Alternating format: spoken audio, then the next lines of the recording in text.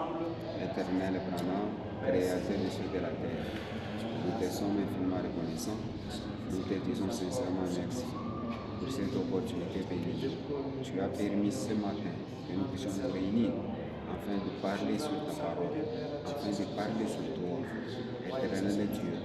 Nous allons d'abord implorer ta miséricorde de toutes les erreurs commises, Père, Créateur, William Branham. Je te prie, ô Dieu, le mettre dans la mer aussi. Ne regarde pas seulement nous, regarde-nous selon ses erreurs et le travail que tu as fait. Ô Père Tout-Puissant, voilà, nous nous approchons ce matin de toi, parce que nous savons que sans toi, nous t'invitons à la fonction,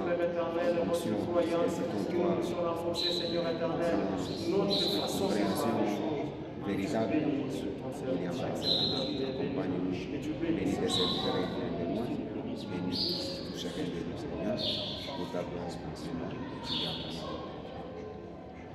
as Pasteur Mardoché, clôturé par une prière. Dieu de grâce, nous te sommes infiniment reconnaissants, toi qui as guidé le pas de chacun de nous pour que nous puissions arriver ici. Ô Dieu d'amour, nous te prions, Seigneur, que tu puisses nous amener à être simplement dans une communion parfaite et que nous allons faire ce que nous allons faire ici, soit comme ton serviteur le disait, pour renforcer notre communion, pour renforcer notre foi, pour que nous puissions, Seigneur, nous tenir encore la main dans la main, que nous puissions cheminer ensemble. Que ton esprit nous domine, que tous les esprits de dispute qui viendraient ici, pour pouvoir nous diviser en tant que frères. Oh Dieu de grâce, alors que toi tu nous avais déjà dit que les divergences entre les hommes ne manqueront jamais. Seigneur Dieu bien-aimé, nous voudrions que cela ne puisse pas entamer, Seigneur, notre communion de frères, que cela n'entame pas notre fraternité, que cela n'entame pas le fait que nous appartenons à une seule famille. Dieu de grâce, vas-y avec nous maintenant que nous commençons, jusqu'à ce que nous allons terminer. Que ton esprit nous guide. William Marion Branham. Amen. Ok. Que le Seigneur William Branham nous bénisse. Et avant de commencer, nous souhaitons, comme Branham le disait, la meilleure façon, le meilleur mot pour souhaiter à quelqu'un quelque chose, c'est que Dieu vous bénisse. Amen. Il bénisse chacun d'entre vous. Il bénisse cette année pour vous. Il vous bénisse de bénédictions spirituelles et de bénédictions matérielles. C'est ça le souhait que nous avons pour chacun d'entre vous.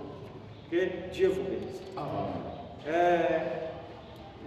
Avant de commencer notre rencontre, j'ai une petite exhortation à donner qui peut nous aider à consolider nos liens. Nous sommes ici pour la cause du royaume. Et William Branham dit, quand nous arrivons ici et que nous nous retrouvons ainsi, nous sommes tous égaux. Ça, c'est la loi de Branham. Nous sommes tous égaux. Et deux fois, nous perdons de vue d'une réalité que nous devrions affronter à la fin de la course. Parce que de toute façon, de l'autre côté du rideau du temps, nous nous retrouverons ensemble. Nous appartiendrons à un seul royaume et à un seul maître, et nous serons tous des frères. C'est la raison pour laquelle nous devons commencer à partir d'ici, malgré que nous avons des églises éparpillées, de gauche à droite, mais n'oublions pas que nous appartenons à un seul Dieu, à un seul royaume. Et la première chose sur laquelle j'aimerais exhorter l'Église, c'est celle-ci. Je prends une écriture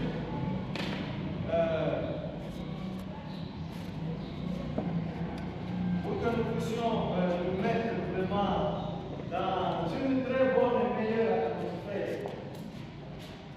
Donc, il nous faut une petite exhortation pour que maintenant nous allons nous attaquer aux choses profondes du royaume, que nous puissions savoir comment nous adresser à notre collègue du royaume immortel en essayant d'alléger de langage. Si votre frère peut-être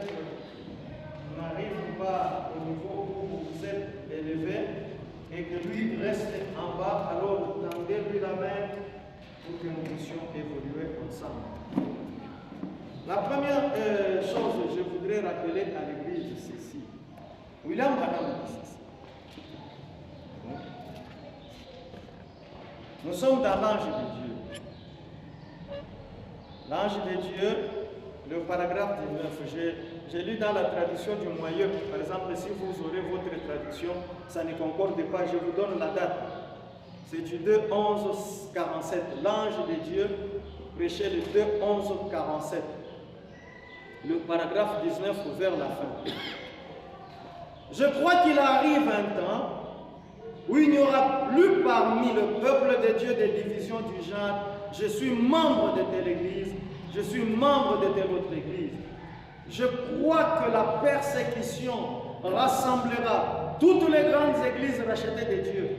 Et nous serons en Jésus-Christ, alors nous serons un en Jésus-Christ, alors Dieu la ramènera à la maison.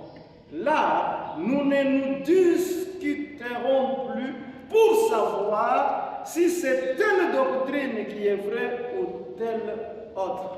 C'est vrai. Amen. Je prendrai 3 écritures pour confirmer la réalité de Branham. Je suis dans l'expérience.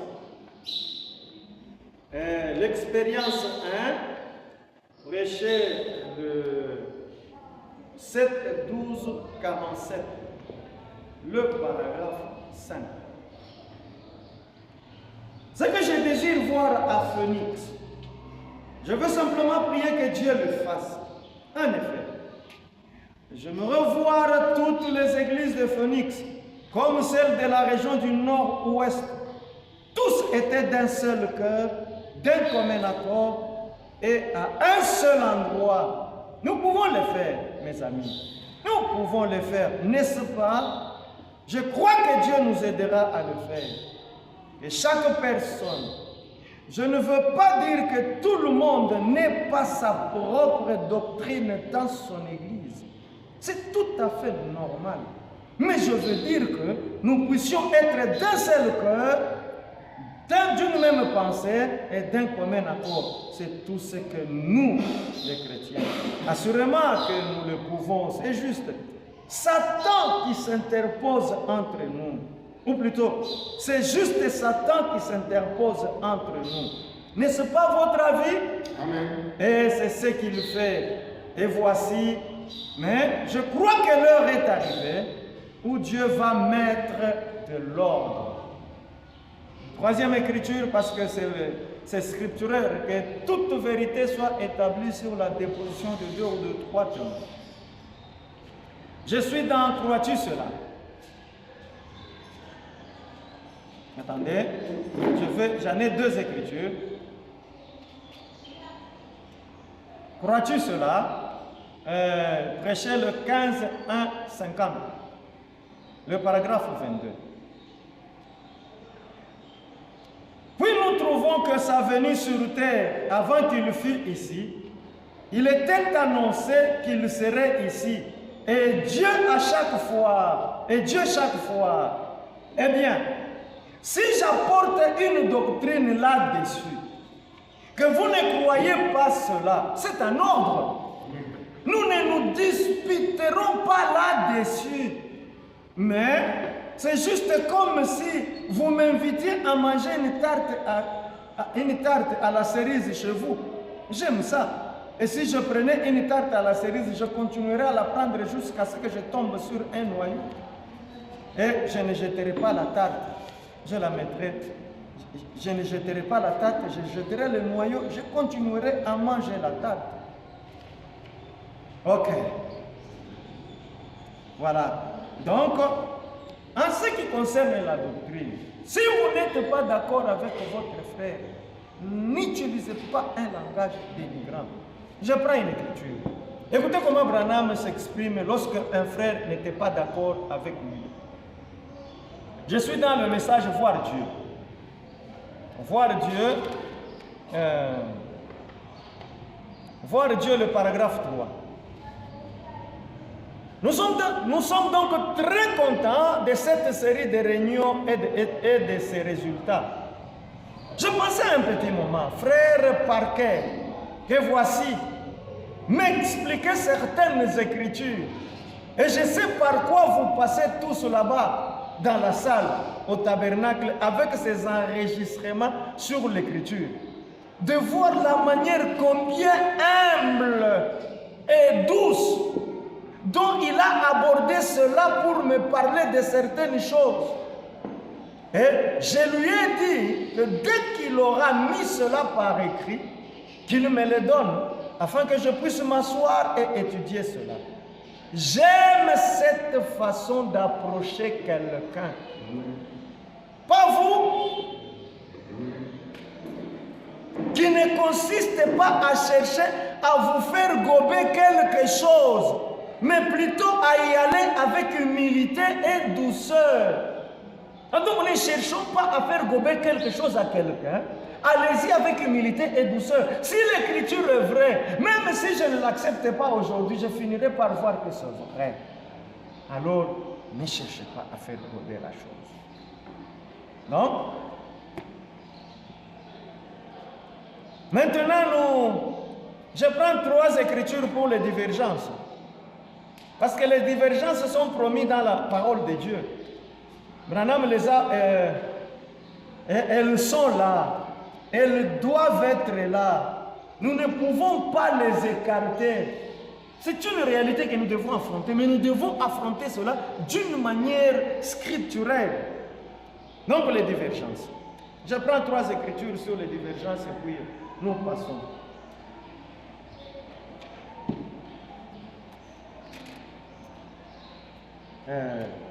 Nous sommes dans le message. Vous devez naître de nouveau de 1958. Donc, prêchez le 19-6-58. Vous devez naître de nouveau. Quand on en arrive à nos émotions, rappelez-vous, je crois à cela. Je crois que quiconque a une religion qui touche le cœur criera et aura un petit. Je crois cela. Mais cependant, ce n'est pas tout. Comme le vieil homme de couleur. Ouais? Ah oui, le paragraphe 17. Excusez. Comme le vieil homme de couleur, ici dans le sud, qui mangeait la pastèque. On lui a demandé une tranche de pastèque. Celui-ci a dit, comment est-ce mon gars? Il a dit, c'était bon. Mais il n'y a plus que ça. C'est donc pareil. C'est bon. Mais il y a plus que ça, vous voyez. Nous ne pouvons tout simplement pas vivre d'une seule tranche. Il y a donc autre chose. Dans ceux qui ont la tradition de Shekinah, c'est le paragraphe 35. Il y a donc autre chose. Si vous, les frères ministres, vous qui êtes de loin plus capables d'expliquer ceci, eh bien, j'aurais pu prendre un petit sujet ici, que j'aurais à l'esprit pour prêcher là-dessus, la vie. Mais quand je suis arrivé, quelque chose m'a frappé. Tu es ce matin devant des ministres. Tu es devant des hommes qui ont la clé en main. Parle au mieux de la connaissance des choses. Ou bien parle au mieux de ta connaissance des choses qui aideront ces hommes. Tant que ces gens peuvent être aidés, le monde entier aura de l'aide. Vos assemblées et partout ailleurs, ils obtiendront de l'aide à partir de cela. Après tout, frère, nous travaillons pour un seul endroit. Malgré toutes nos divergences et tout, nous amenons cependant des âmes auprès d'un seul maître. C'est bien. C'est pour cela que nous sommes ici. Deuxième écriture, pareil à l'aigle. Pareil à l'aigle, prêchez le 22, 1, 61, le paragraphe 69. 62, paragraphe 69. Oui, oui. Prêchez de 62, paragraphe 69. C'est ce qui ne va pas dans l'église aujourd'hui. Elle a besoin d'un bon secousse du nid pour ôter de cela, de ses ailes, certaines plumes lâches. En vouloir à tout le monde et avoir de la rancune et des choses de ce genre, vous mourrez en plein vol. Comment Dieu peut-il avoir une église avec des signes, des prodiges et des miracles, alors que vous vous disputez les uns avec les autres, disant « je suis ceci, je suis cela », et vous avez de la rancune et tout. Soufflez jusqu'à ce que le Saint-Esprit vienne comme un vent fort. Il souffle sur toutes les divergences et tout esprit dénominationnel, toutes ces petites vieilles plumes lâches. Je suis ceci, je suis cela. Vous n'êtes rien en vous-même, si ce n'est ce que déclarent les Écritures. Elle souffle sur toutes ces plumes lâches. Oh là là! Elle fait que tout soit renforcé, car elle va très bientôt les prendre pour une vraie promenade en solitaire. Donc, troisième écriture, que une vérité soit établie sur 2 ou 3 témoins. Donc, en ce qui concerne les divergences, frères, n'y mettez pas une rancune. Quand vous déposez votre doctrine, frère, la colère et la rancune vont déformer ce que vous êtes en train de donner. Ça, c'est ça. Ça, c'est la loi de Dieu. Il y a tellement de rancœur, tellement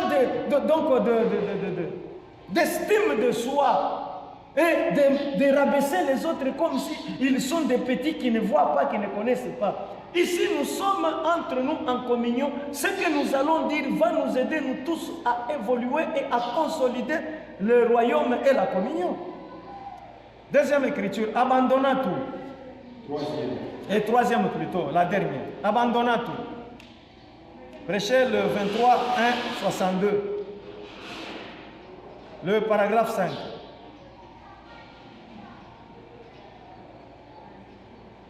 Nous avons été avec des églises indépendantes. Et je crois qu'il s'agit de l'église de Dieu, des assemblées, et chacune d'elles, là outre-mer, les fourses, car l'église de Dieu, les assemblées de Dieu, le nom de Jésus, ainsi que chacune d'elles, c'est comme si toutes deviennent une quand nous nous rassemblons pour tenir une réunion là sur le champ de bataille. Et vous savez, quand nous sommes ici chez nous, nous pouvons avoir des opinions différentes. Mais quand on est sur le champ de bataille, alors il n'existe plus de divergence. Voilà l'une des erreurs que nous commettons. Quand nous allons sur les champs de bataille dans une communion là, un rassemblement là où nous allons inviter les gens qui viennent, nous manifestons toujours les divergences alors qu'on ne devons pas les manifester là-bas. C'est ici où nous devons les manifester. Alors, maintenant la communion. La communion des ministres, Branham a beaucoup insisté. Non, ça c'est pour la communion. J'ai déjà terminé avec les divergences. Maintenant, je suis pour la communion. Je suis dans le message, écoutez-le. Écoutez-le de prêcher le 39, 56. Le paragraphe 28. Mais parfois, les ministres être pasteur d'une église est devenu un gagne-pain au lieu de penser au ciel et au compte que nous devrons rendre ce jour-là. Nous ferions mieux de prêcher la vérité car Dieu va, puisqu'il nous a confié cette grande charge sacrée, il nous en fera répondre si donc vous êtes inspirés. Remarquez, l'éditeur apportait au Père le message disant « L'enfant évolue comme il faut ou pas tout à fait. » Ensuite, quand il avait grandi bien, peu importe ce que les gens du dehors avaient à dire de cet enfant, ce que les serviteurs et la femme avaient à dire, ce que les serviteurs et la ferme avaient à dire, il cherchait par tous les moyens à plaire au Père. Vous connaissez l'histoire de ce grand chanteur-là, qui avait très bien chanté et toute la salle avait applaudi. Mais lui n'avait pas bougé. Il regardait au balcon. Et les gens étaient en train de s'étonner. Mais pourquoi lui, nous avons fait tout ce qu'il faut pour que lui aussi fasse des courbettes pour être d'accord qu'il est content de nos applaudissements. Lui, il regarde là-bas, il ne bouge pas. Alors Branham a dit, il regardait son maître.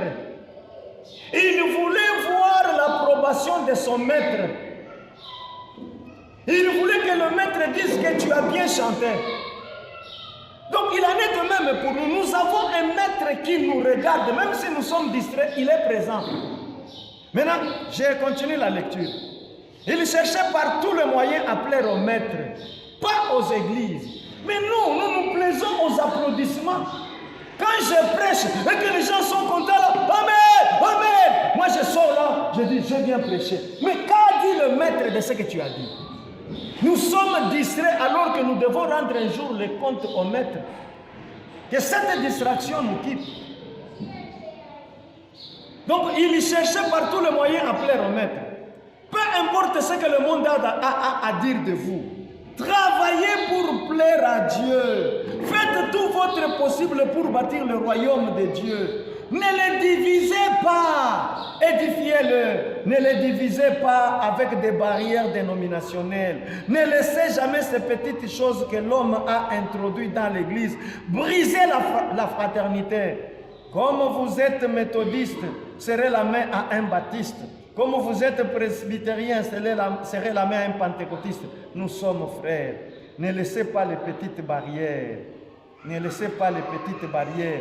Des fils barbelés, érigés par l'homme, vous séparer de la communion des saints de Dieu, vivants, qui sont nos frères, de la même précieuse foi, s'ils n'ont pas le même sentiment que vous. Priez alors pour eux, associez-vous à eux, communiez avec eux, et Dieu répandra aussi son amour dans leur cœur. Maintenant, qu'est-ce que nous faisons? Quand j'ai une doctrine, j'essaie de la déposer parmi les gens, ils refusent, je me retire. Je commence ma petite façon de voir. D'ailleurs, ce sont des incrédules. D'ailleurs, ce qu'ils ont, c'est une dénomination. Frère, nous perdons nous perdons le terrain à cause de ces choses. Donc, c'est la petite exhortation que j'avais eue. Maintenant, en ce qui concerne la réunion ministérielle. Frère, j'ai beaucoup des écritures concernant la réunion des ministres. Mais seulement j'ai voulu celle-ci. Je suis dans Voir Dieu. Voir Dieu, le paragraphe 7. Vous ne pouvez pas parler ouvertement de ces choses-là dehors devant le monde. Si vous dites quelque chose, j'ai observé cela. Vous prononcez simplement un mot, l'un prend cela et penchera de ce côté ici avec cela. Et l'autre prendra cela et penchera de ce côté-là avec cela. Et tout de suite, vous savez, cela sort complètement du sujet, complètement de ce cœurs. Ensuite, cela se répand parmi les gens. Et quelqu'un dira, Frère Branham dit ceci. Est-ce que vous êtes présents, mes chers serviteurs, ministres, pasteurs? Vous entendez? Ah. Quand quelqu'un prend une écriture, il penche d'un côté, l'autre d'un côté. Maintenant, il dit, Frère Branham dit ceci. Maintenant, quand l'autre est penché de ce côté, Frère Branham dit ceci. Maintenant, qu'est-ce que ça fait? Ça fait comme si Frère Branham se contredit. Vous voyez ce que nous avons fait? C'est ce que nous faisons. Maintenant, arrêtons quand même certaines choses. Soyons honnêtes devant Dieu et devant nous-mêmes. Si une écriture est vraie, prenez-la. Il y a la vie là derrière. Mais pas ce qui est penché un peu de côté. Ensuite, cela se répand parmi les gens. Et quelqu'un dira, Frère Branham dit ceci. Eh bien, cela ne concerne pas que moi. C'est la même chose pour n'importe quel frère.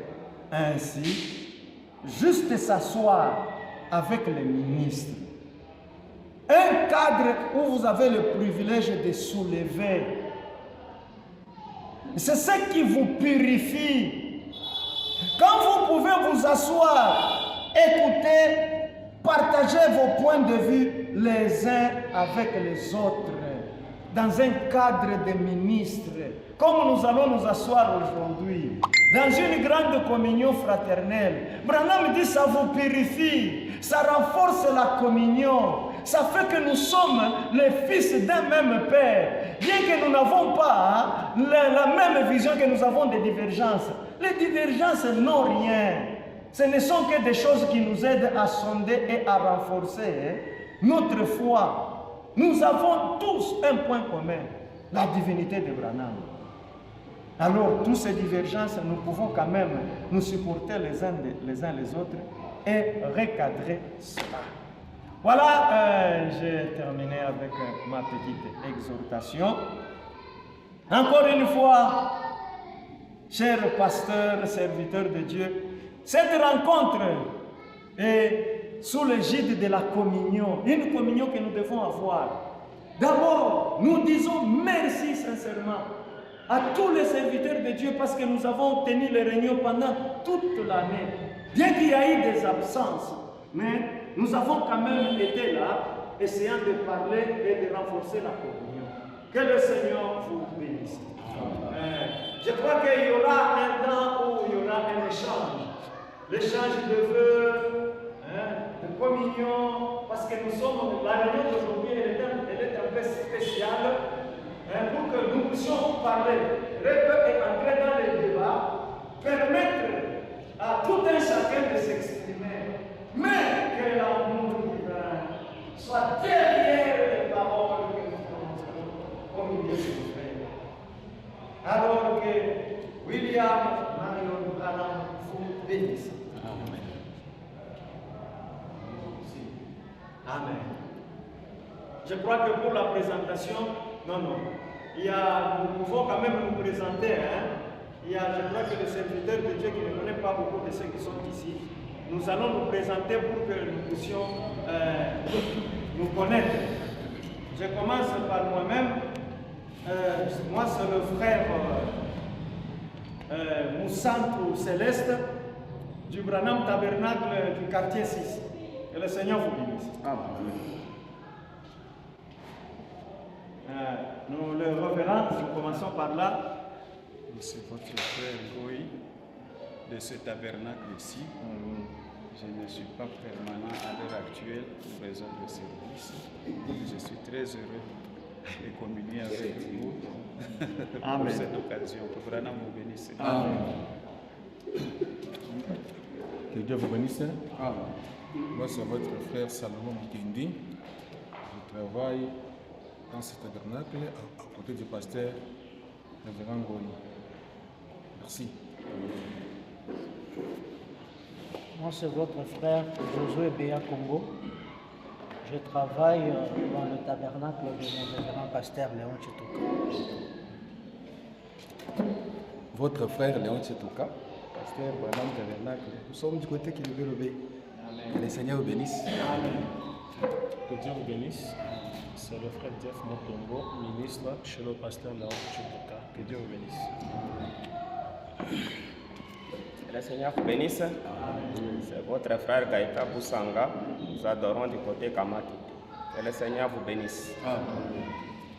Que William Branham vous bénisse. Moi, c'est votre bien-aimé Gad du Branham Tabernacle rond-point, côté Tombé, à droite. C'est là où nous sommes. Révérend King, le serviteur de William Branham dans le royaume de Dieu. Que l'Éternel Branham vous bénisse. C'est votre bien-aimé Imani chez Branham. Moi, je suis derrière le ministère des banques. Que Papa Branham vous bénisse. C'est le frère Simon au Branham Tabernacle du Kawamatisse.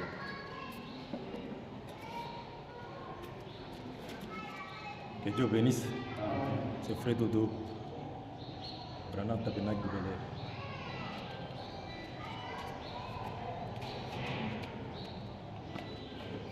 Oui, je suis le pasteur Normand Lomougouma. Je viens de Bukavu.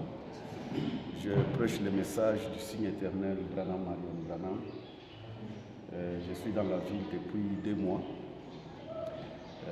J'ai été invité pour que je puisse aussi participer à cette rencontre. Je vous remercie beaucoup. Ça n'existe pas chez nous. Peut-être nous aurons des témoignages positifs quand nous allons rentrer chez nous. Que le Seigneur va nous bénisse. Soyez les bienvenus.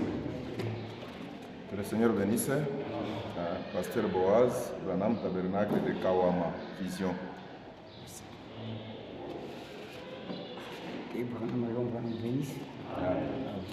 Je suis le représentant que je représente ici, le signe éternel de Branham, qui nous a été prêché dans le message que vous connaissez vous tous. C'était mis dans la rose. Je suis au niveau du plateau Caraviara. Je suis de l'église invisible du Dieu vivant. Que Branham vous bénisse richement. Shalom à tous les canaux de Dieu, qui est William Aron Branham. Je réponds au nom de Louia, pasteur Branham Tabernacle de Lubudi. Pour le moment, je suis actuellement à Lubumbashi, dans cette ville. Que le Seigneur vous bénisse. Je m'appelle Élisée Placide. Je suis un prédicateur indépendant. Je passe souvent mes émissions sur Blanc TV. Alors il reste que le Très-Haut vous bénisse. Que Dieu vous bénisse. Moi, c'est votre frère Marcoché Foulachem. Je viens de Kipouchi. Que le Seigneur vous bénisse. Moi, c'est votre frère Daniel Ngongo. Je travaille avec le pasteur Boaz au Kawama Vision, Tabernacle Branham. Maintenant, nous avons consommé beaucoup de temps avec le retard. Nous avons 2 intervenants de chaque côté et nous leur donnons 45 minutes. Ils n'ont pas besoin de nous faire toute une prédication. Nous aurons à nous exprimer dans le débat. C'est dans le débat où nous permettrons à chacun de s'exprimer librement. Ouais. Non, 45 minutes. 45. Ils vont s'exprimer dans le débat parce qu'ils auront des questions. Margoché, vous prenez la chaise.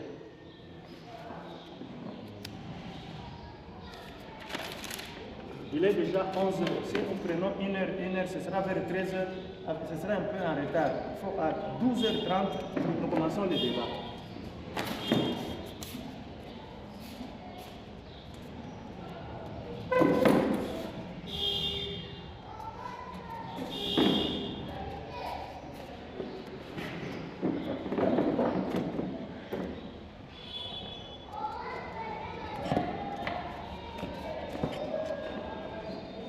Que Dieu vous bénisse.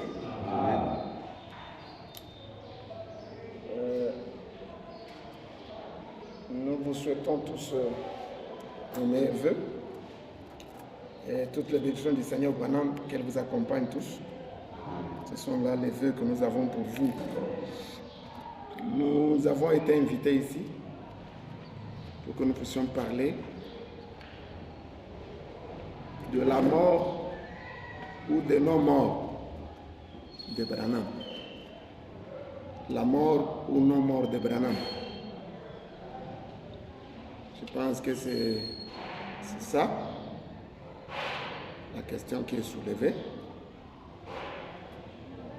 Parce que nous avons juré que nous défendrons les propos de frère Branham. Nous allons nous arranger derrière ce que frère Branham a dit, sans moins, sans plus, sans mettre notre propre idée, ni prendre l'idée d'un ami, qu'il soit ici ou ailleurs, pour l'amener à dire quelque chose que frère Branham appelle la doctrine de seconde main. Quelque chose que vous prendrez de quelqu'un, mais que vous-même vous ne maîtrisez pas. Alors ça, excusez-nous, nous n'allons pas faire notre gymnastique dans ce sens-là. Sans prétendre être un je sais tout, je voudrais lire à votre intention le chemin du retour. Ici, c'est Shekinah qui a traduit le 23, prêché le 23 novembre 62. Je lis le paragraphe 50 et 51. Le vaccin a tenu. Les gens sont allés et lui ont mis du chiffon autour du visage. Eh bien, un homme qui avait le pouvoir de faire ces choses, c'est ça la nuit avec notre mouvement pentecôtiste. Écoutez-moi. Je vais dire quelque chose, non pour blesser, mais pour soigner. Quand un homme vient chez vous, un homme qui a une astuce pour pouvoir répondre à chacune de vos questions, n'y faites pas attention. Si tout le monde peut vous interpréter chaque rêve, guérir chaque maladie et faire toutes ces choses, et oh là là, et qu'un homme ait quelque chose avec lequel il est capable de tout ça, c'est contraire à la parole. Un homme qui a la réponse à tout, c'est contraire à la parole. Surveillez cela. 51, c'est ce qu'il y a aujourd'hui. On a des hommes qui sont très enthousiasmés et qui, sur base des émotions charnelles, interprètent des choses quand il ne le faut pas. Cela m'a vraiment écœuré en parcourant la nation et en entendant ces choses. Je ne vais pas blesser les sentiments des personnes, mais ce soir, c'est le soir où je parle du chemin du retour. Comment retourner à la cure? C'est tout à fait vrai. Si un prophète prophétise, et si ce qu'il annonce ne s'accomplit pas, alors ne le croyez pas, c'est vrai. Mais si cela s'accomplit, croyez-le, parce que c'est moi qui ai parlé, dit le Seigneur. Je pouvais ajouter une autre écriture, mais je n'ai pas beaucoup de temps. C'est dans aujourd'hui cette écriture est accomplie. 19 février 65, paragraphe 110. Là-bas, frère Branham dit, les hommes de Dieu ne soutiennent que les choses qui sont justes. Les hommes de Dieu ne soutiennent que des choses qui sont justes, pas des choses qui sont interprétées même quand il ne le faut pas. Je me crois moi-même que je suis un homme de Dieu et je ne soutiendrai que ce qui est juste. Et ce qui est juste pour moi, c'est ce que frère Branham a dit. Toute autre chose qu'un frère dira, il restera mon frère, il sera mon ami, mais ce qu'il aura dit, ça sera simplement pour lui. Voilà. Ensuite, ce que je voulais vous parler ici, je voudrais l'aborder dans le sens de la rédemption, parce que justifier que Branham est mort, ceux qui le disent par rapport à la rédemption. Ils disent que pour que nous soyons rachetés, il faut que Branham meure. Alors, c'est quand il aura versé le sang que nous serons rachetés. Et je me suis dit, alors je vais aborder la question par rapport à la rédemption. Et j'ai pris le livre de Ruth, chapitre 4, verset 1 jusqu'à 9. J'ai aussi pris Apocalypse chapitre 5, 1 jusqu'à 14. Ce sont ces livres-là qui m'ont aidé à traiter la question à ma manière. Alors, je crois avec la parole, je ne saurais pas donner beaucoup d'écriture parce que je n'ai que 45 minutes. Je crois avec la parole que la rédemption, Dieu quand il a envisagé la rédemption, c'était un plan qu'il a conçu dans sa pensée. C'était un plan. Et à ce plan, Dieu a donné des étapes. Je vais commencer par lire dans identification sur la voie de Dieu, identification,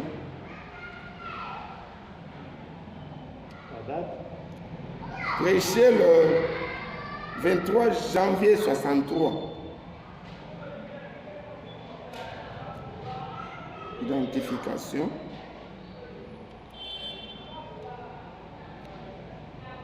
Du 23 janvier 63, je vais lire le paragraphe 44 jusqu'à 47. Là-bas, frère Branham dit: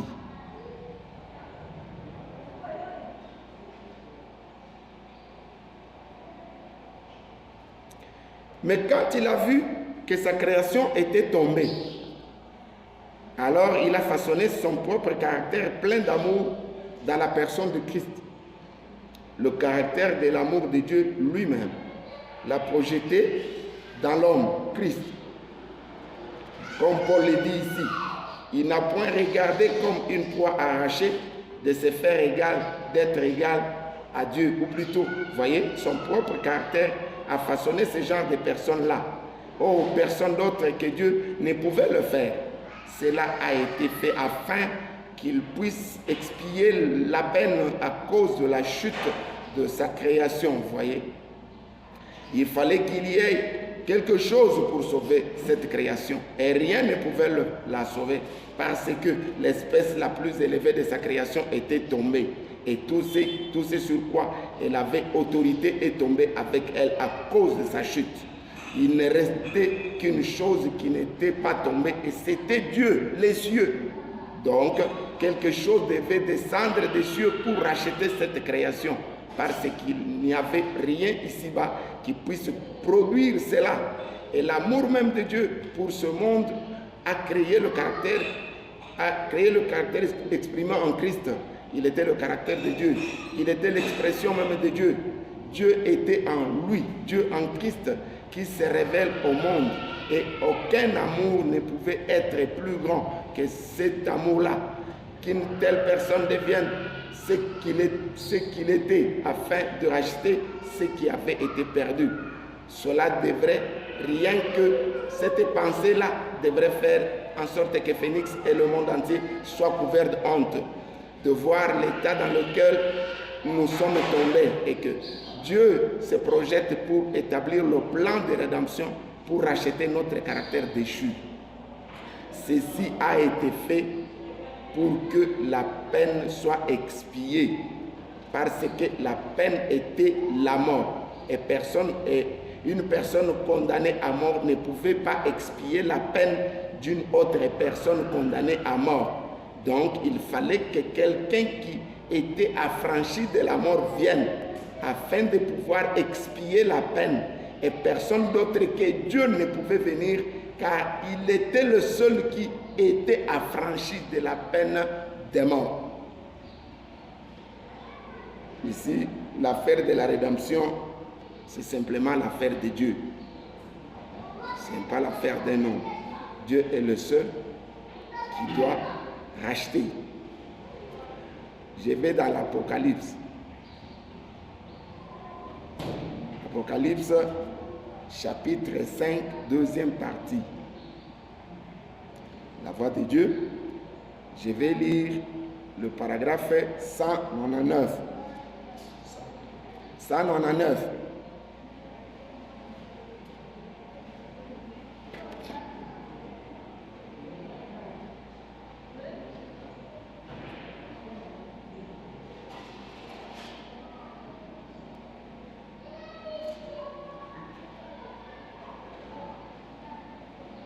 Frère Branham dit, bon, bref, prenons le verset suivant. Oh, nous voulons en avoir un de plus. Et nous n'avons que 10 ou 15 minutes pour le faire. Êtes-vous trop fatigué? Voulez-vous continuer? Vous voulez continuer? Très bien, prenons le verset 4 autour du trône. Je pense que je n'ai pas bien écrit le paragraphe, mais c'est dans cette brochure, je pourrais vous retrouver le paragraphe par la suite, c'est dans cette brochure où Frère Branham dit autour de ces paragraphes-là que Dieu a établi la rédemption dans les étapes. Donc il y a eu des étapes, il y avait des étapes dans le plan de la rédemption de Dieu. Dieu a établi le plan de la rédemption et il a donné à ce plan de la rédemption les étapes par lesquelles lui-même devait passer. Il devait commencer par l'étape 1, 2, 3, 4 jusqu'à ce qu'il allait terminer et clôturer la rédemption.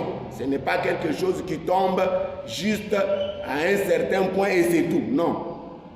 La rédemption a suivi les étapes. Et frère Branham dit, j'ai lu dans le livre Les instructions de Gabriel à Daniel, paragraphe 50, paragraphe 50 jusqu'à 56. Frère Branham dit,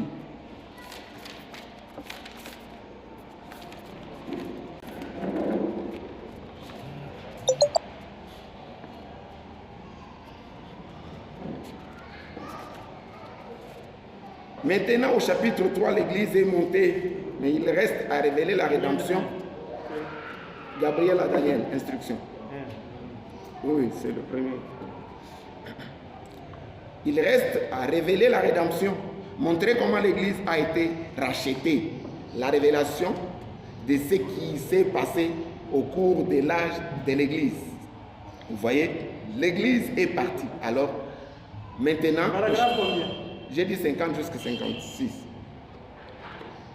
Maintenant, au chapitre 5, il montre comment il a fait, ce qui s'est passé, comment il a scellé l'Église, la révélation de son nom, le baptême d'eau en utilisant son nom, la vie éternelle, pas d'enfer éternel, la sémence du serpent, la sécurité éternelle, toutes les grandes doctrines, la prédestination de l'Église. Tout cela a été révélé à l'Église. Il montre comment il l'a fait. Maintenant, notre parent reçoit un livre de la rédemption scellé de 7 sceaux de la main du propriétaire originel. Amen. Nous avons vu que le propriétaire originel, c'était qui? Dieu lui-même. Et l'agneau vint, il prit le livre de la main droite de celui qui était assis sur le trône, qui était l'agneau. Qui était l'agneau? Le Rédempteur. Notre parent rédempteur, le parent de l'Église qui est venu racheter Israël. Or, nous allons approfondir cela ce matin. Israël a été racheté, mais ça ne leur a pas été appliqué parce qu'ils l'ont rejeté. Mais l'Église a reçu sa rédemption et il est notre parent rédempteur, comme Boaz a dû racheter Naomi pour pouvoir avoir Ruth, la Moabite. Ça, frère Branham nous renvoie dans Ruth. L'affaire de la rédemption s'est fait comme en Ruth. En Ruth, Boaz rachète Naomi. Je vais lire. Frère Branham est en train de dire que ce que Boaz a fait était la préfiguration de la rédemption. Donc la rédemption ne peut pas sortir de Ruth.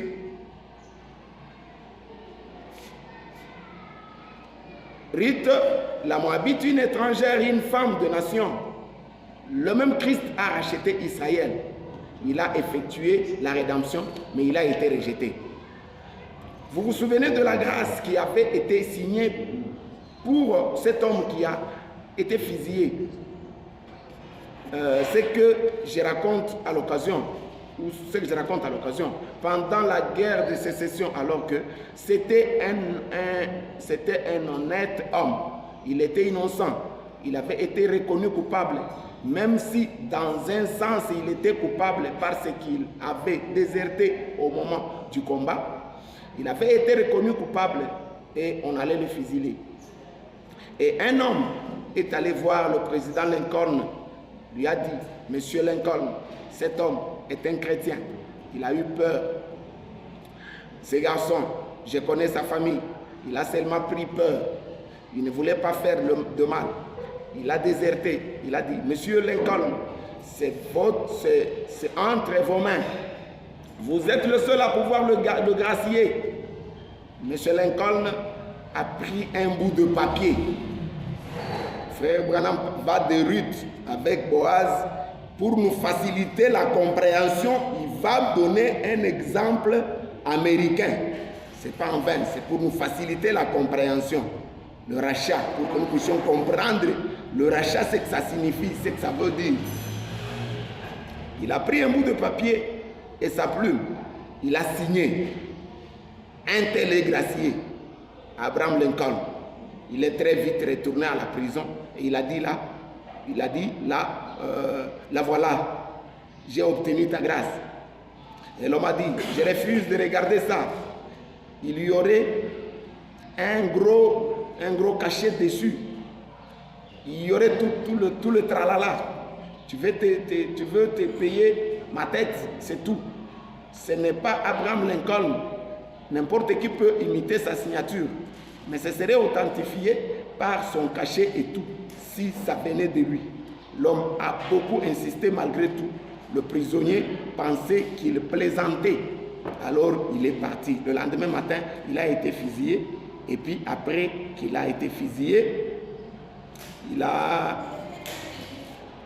Et Jésus a racheté Israël au calvaire. Mais ils n'ont pas bénéficié de cette grâce parce qu'ils ne l'ont pas acceptée en tant que grâce. Mais dans notre leçon ici, sur les 70 semaines, nous allons voir qu'ils reviennent accepter leur grâce.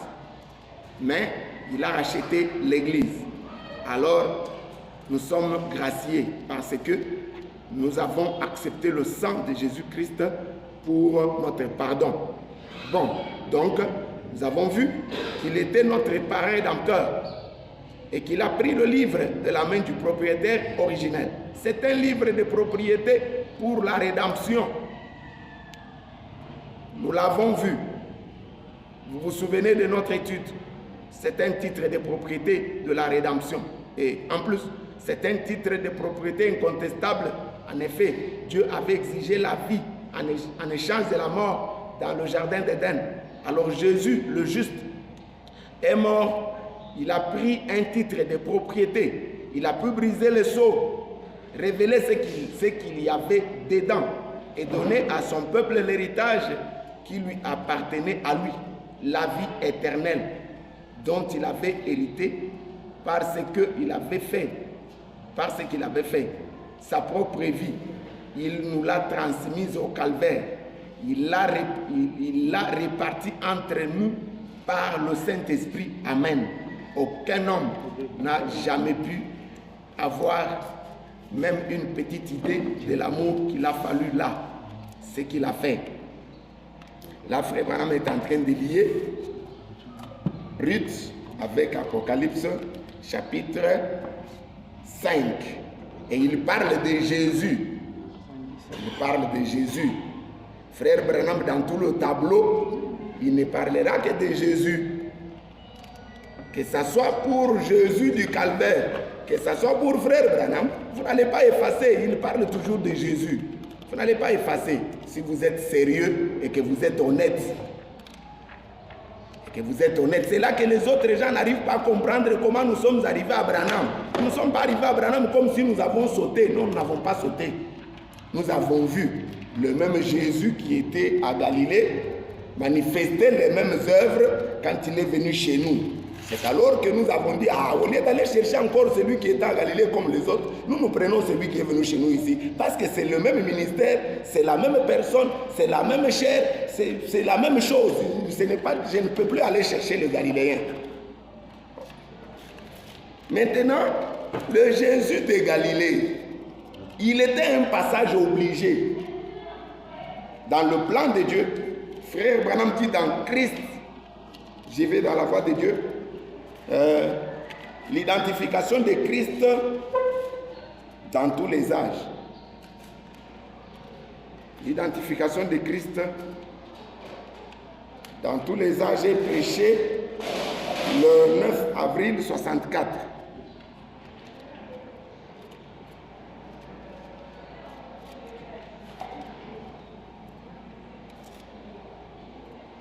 L'identification de Christ dans tous les âges.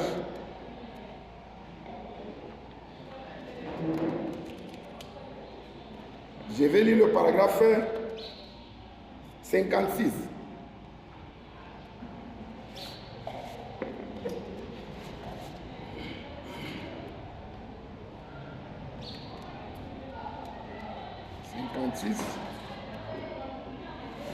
Notre frère dit, et comme ce serait insensé, après que la seule voie de la rédemption ait été offerte et que le seul plan a été fait, et là, de le rejeter. Ce serait un geste irréfléchi de rejeter la seule voie. Le seul plan, c'est Dieu, le plan de Dieu. Il y a beaucoup d'autres plans, mais Dieu a un plan. Et ce plan passe par Jésus-Christ. Ce plan de la rédemption passe par Jésus-Christ. Il n'y a pas moyen d'effacer Jésus dans la rédemption. C'est frère Branham, c'est lui qui nous a enseigné, nous tous. C'est frère Branham. Il ne faut pas nous amener les religions, peut-être on ne sait pas où. Non, nous prenons la religion de frère Branham. Frère Branham a cité Jésus dans le plan de la rédemption. Il a ce qu'il a fait dans le plan de la rédemption. Et nous devrions garder le message intact comme il est là. Nous ne devrions pas nous autoriser de n'importe quoi, commencer à interpréter là où il ne le faut pas. Comme Frère Branham nous a dit au départ là. Nous interprétons parfois là où il ne le faut pas. Jésus dans la rédemption, il n'est pas le parent rédempteur. Selon Frère Branham. Jésus dans la rédemption n'est pas le parent rédempteur. Mais il a ce qu'il a fait. Frère Branham me dit, je lis ici, dans les 7 noms composés de Jéhovah, prêchez le 20 janvier 55. Je vais lire le paragraphe 23. Juste la première phrase parce que c'est elle qui m'intéresse. Frère Branham dit, eh bien, avant que la rédemption ait lieu, le Seigneur Jésus-Christ devait venir. Avant la rédemption, le Seigneur Jésus-Christ devait venir. Avant qu'il y ait la rédemption, il fallait d'abord que le Seigneur Jésus-Christ vienne. Parce que le Rédempteur, pour qu'il rachète, il doit lui-même. Il y a une loi qui est liée à la rédemption. C'est la loi du rachat. Cette loi-là veut que celui qui est le Rédempteur soit lui-même rédempté ou soit lui-même racheté. C'est-à-dire quoi?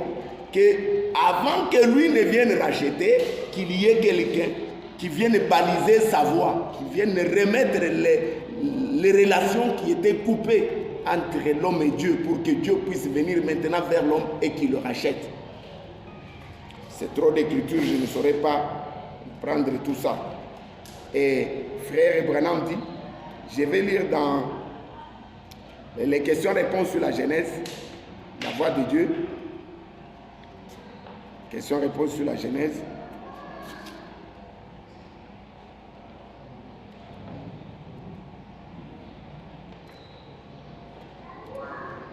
Je vais lire le paragraphe 72-73 dans les questions-réponses sur la Genèse.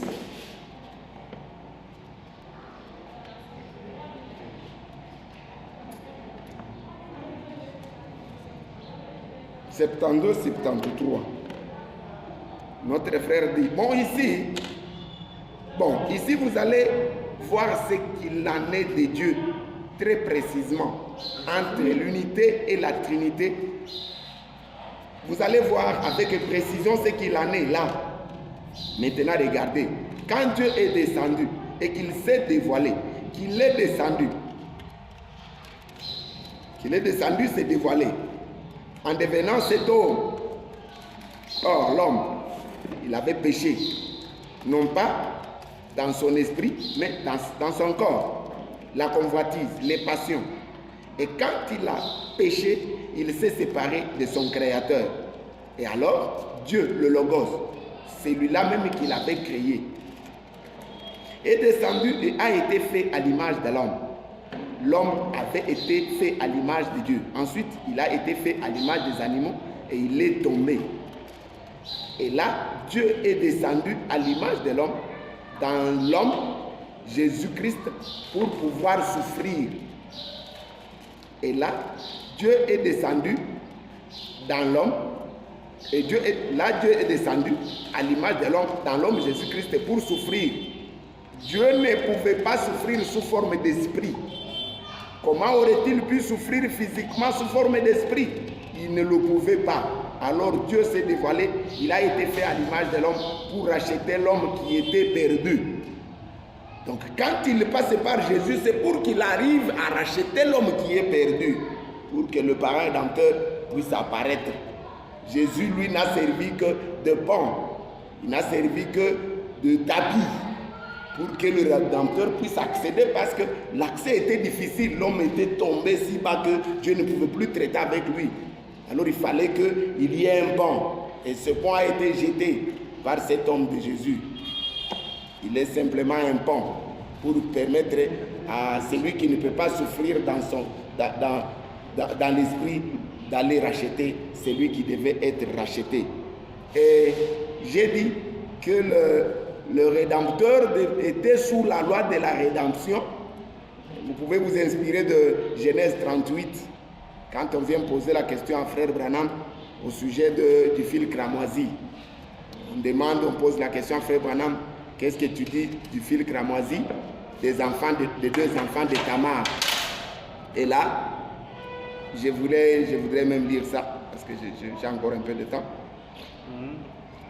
Je vais lire dans question-réponse sur la Genèse, non, sur les Hébreux, 3e partie.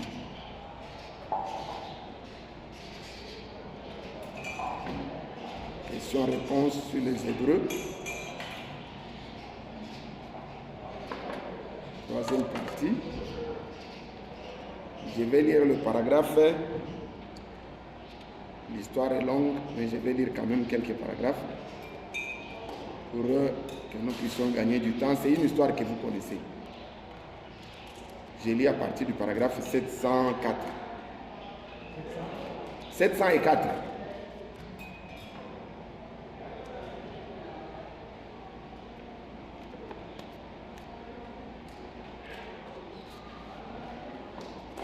Et là, notre frère dit ceci.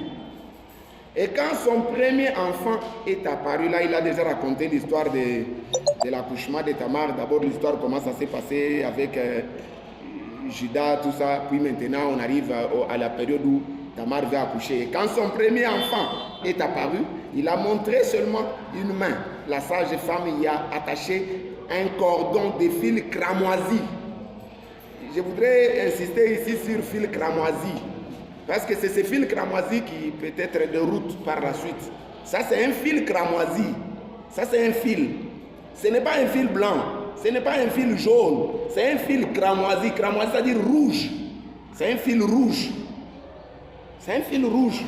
Moi, quand je prends ça, je comprends avec Apocalypse chapitre 5. On parle de agneau comme immolé. Il a un fil rouge. Il a le rouge sur lui. Il a le rouge sur lui. Moi, je comprends, c'est comme ça que je comprends aussi. Et parce que le cordon de fil cramoisi évoquait la rédemption, que le premier fils de la Vierge Marie aurait le cordon de fil cramoisi de la rédemption. Le premier fils de la Vierge Marie aurait le fil rouge de la rédemption. Et quand il a retiré sa main, c'est l'autre qui est sorti le premier.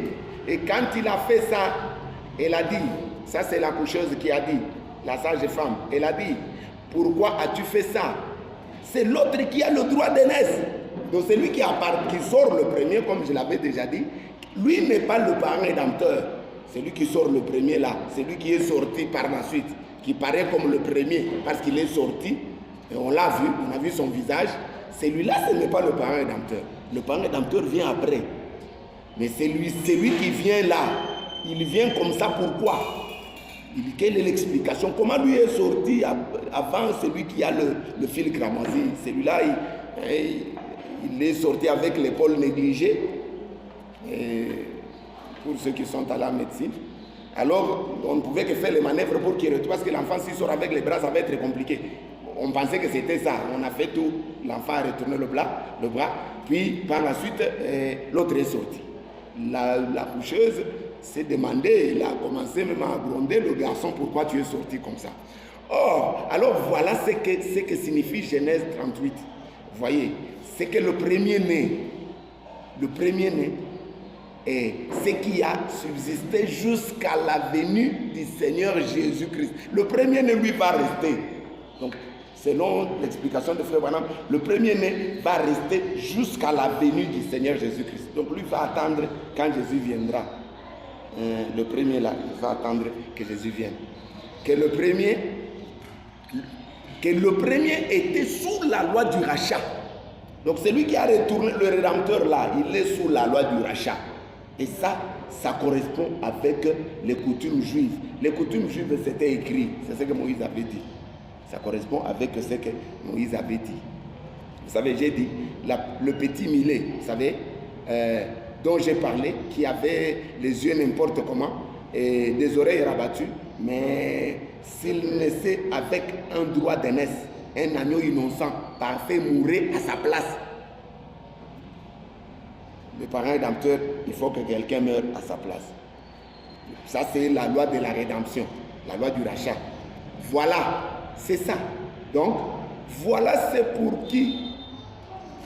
Voilà. Donc, voilà pour ce qui est du droit d'aînesse. Le premier bébé qui est apparu en sortant de la mer, ils ont vu cette main et ils savaient qu'elle allait peut-être rentrer de nouveau. Et quand il a avancé la main pour montrer que c'était lui qu'il était le premier, la sage femme y a attaché le fil cramoisi et il a retiré la main, vous voyez. Mais il était le premier absolument. C'est le cordon du fil cramoisi, le cordon du fil cramoisi qui, tout au long de la Bible, signifie la rédemption. Cela annonçait la venue du premier-né, le premier cheval qui naissait, la première vache qui naissait, quoi que ce soit, tout premier-né qui sortait était sous la loi du rachat, devait être racheté. Tout devait être racheté. Alléluia. Oh, cela me remplit de joie. Est-ce que vous saisissez? Le premier devait être racheté. C'était la loi. Béni soit le nom du Seigneur. C'était la loi.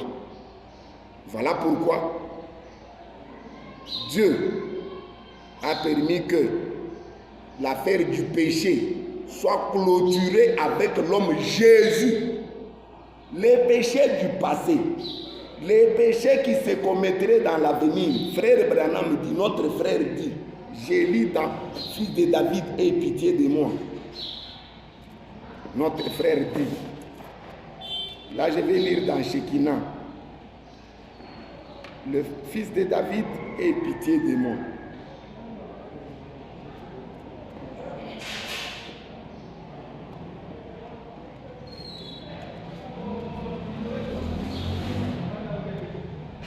Le message est prêché le 15 février 61. Je vais lire le paragraphe 62.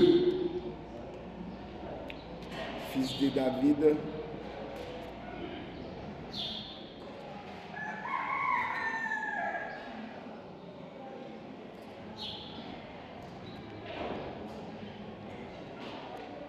Je suis là.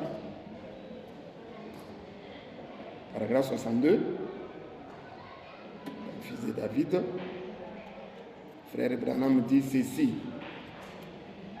Observez avec tous les fardeaux du monde, il se dirigeait droit à Jérusalem pour être crucifié. Il le savait.